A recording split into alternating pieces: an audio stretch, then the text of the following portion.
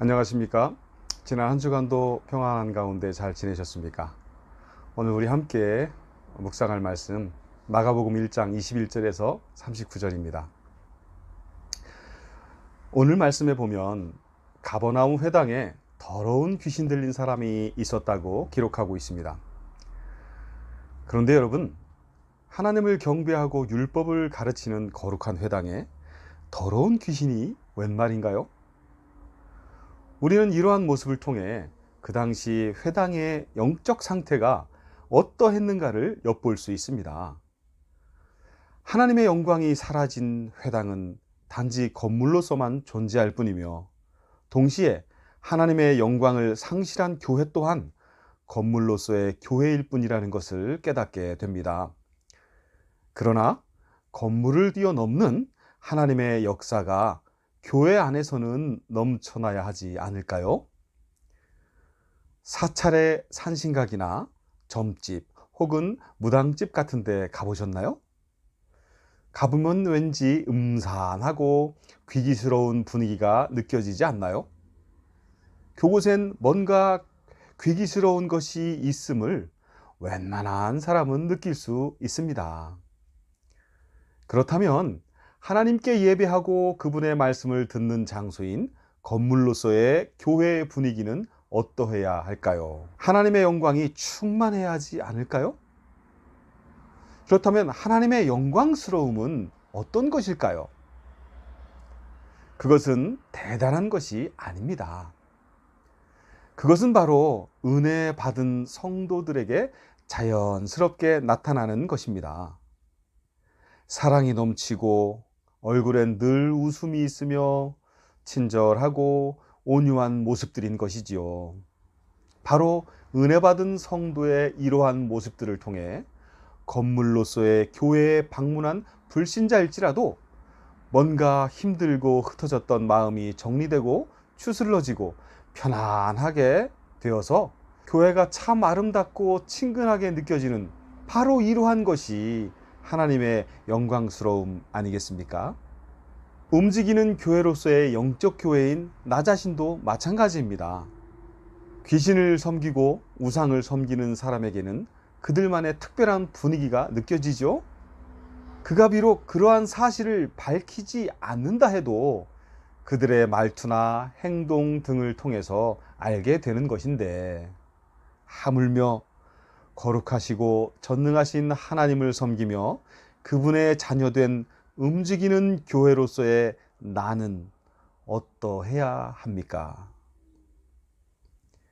말끝마다 불평과 비방의 소리가 나오고 인상은 경직된 채 좀처럼 웃을 줄 모른다면 누가 그 사람을 보고 하나님의 영광스러움을 느낄 수 있을까요? 또한 항상 자기는 조금도 손해보지 않으려고 자기 이익만 계산하고 있다면 누가 그를 통해 하나님의 영광을 볼 수 있을까요? 또 기도도 많이 하는 것 같고 말씀도 많이 하는 것 같은데, 그래서 뭔가 좀 신령스러운 면이 있는 것 같은데, 왠지 그 사람하고 있기가 거북스럽고 별로 가까이 하고 싶지 않은 사람이라고 느껴진다면 과연 그를 통해 하나님의 영광스러움을 무사람들이 발견할 수 있을까요? 오늘 예수님을 보세요. 성서에 나오는 예수님은 기도도 많이 하시고 말씀을 가르치시면 모든 사람들이 놀라 자빠질 정도로 말씀도 잘 가르치십니다. 그뿐입니까? 그분의 말씀 앞에 낫지 않는 질병이 없으면 쫓겨가지 않는 귀신이 없을 정도로 능력과 권세가 충만하십니다. 하지만 그게 다가 아니죠. 예수님은 능력과 권세와 더불어서 왠지 가깝고 친밀하게 느껴지는 분위기가 있었다는 것입니다. 때로는 친구 같고, 때로는 형님 같고, 때로는 어머니 같은 따스함과 온유한 분위기가 넘쳐났다는 것을 성경 여러 곳에서 우리는 발견하게 됩니다. 그렇기에 어린아이들도 예수님을 만나고 싶어하고, 죄인이라고 손가락질 받는 사람들도 예수님을 만나고 싶어 했지요. 그래서 예수님과 한번 만나면 그분의 그 따뜻하고 온유한 분위기에 편안함과 쉼을 누리게 된다는 것입니다. 여러분, 무엇이 하나님의 영광스러움인가요? 신령스러운 믿음을 통한 능력과 권세인가요?